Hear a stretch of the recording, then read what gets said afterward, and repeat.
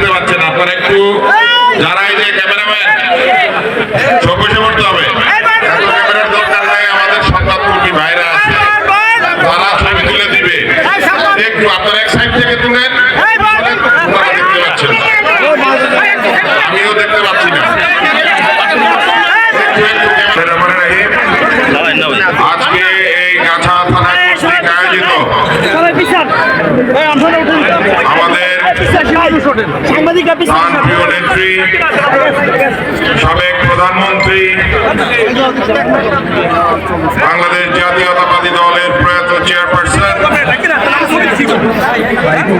দেশনেত্রী, এবং যিনি তার দৃঢ় আপসহীন নেতৃত্বের কারণে বাংলাদেশের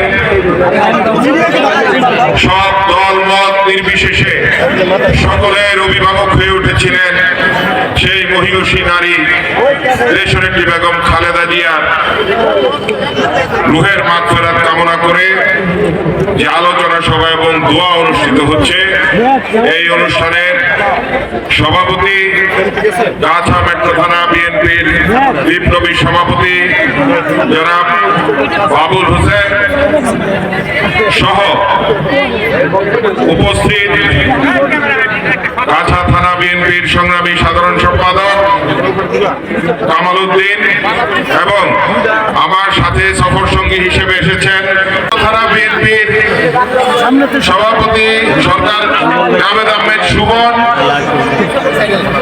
আরো আছেন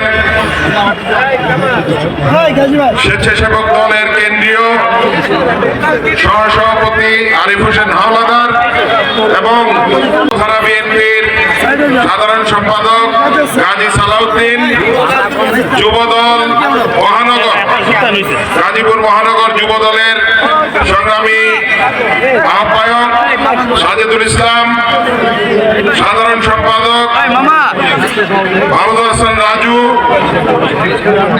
ছাত্রদল মহানগরের সভাপতি রোহানুজ্জামান শুক্কুর এবং মহানগর ছাত্র দলের সাধারণ সম্পাদক মাহমুদুল হাসান বিরন সহ আর উপস্থিত গাছা থানা বিএনপির নেতৃবৃন্দ, অঙ্গ সংগঠন বিএনপির নেতৃবৃন্দ এবং গাছা এই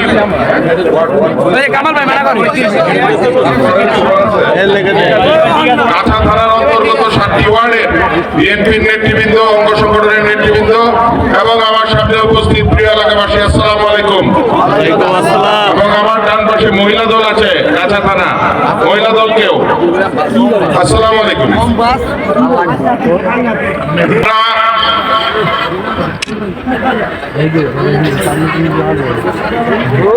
গত 30 তারিখ থেকে এখন পর্যন্ত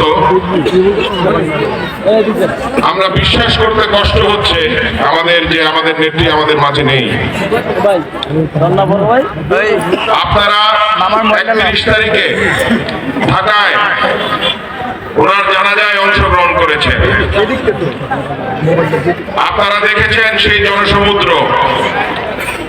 শুধু বাংলাদেশে নয়, পৃথিবীতে এত বড় জানাজা হয়েছে কিনা আমি আমার জীবন দশায় দেখিনি। আপনার মানুষের ভালোবাসা একটাই মাত্র কারণ, উনি সকল কিছু ত্যাগ করে শুধু বাংলাদেশের মানুষকে ভালোবেসেছেন। বাংলাদেশের মানুষের জন্য উনি ওনার জীবনকে উৎসর্গ করেছেন। উনি ওনার স্বজন, ওনার সন্তান, তারা সেই দিনগুলা ভুলে যান নাই। আপনাদের মনে থাকার কথা, যেই স্বৈরাচারী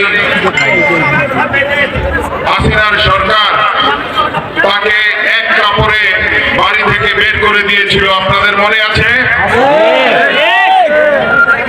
1/11-এ তার 2 সন্তান তারেক রহমান এবং আরাফাত রহমান কোকোর উপর যে শারীরিক নির্যাতন চালানো হয়েছিল, শেষ পর্যন্ত আরাফাত রহমান কোকো মৃত্যুর কোলে ঢলে পড়েছিল সেই স্বৈরাচারী শেখ হাসিনার নির্যাতনের কারণে।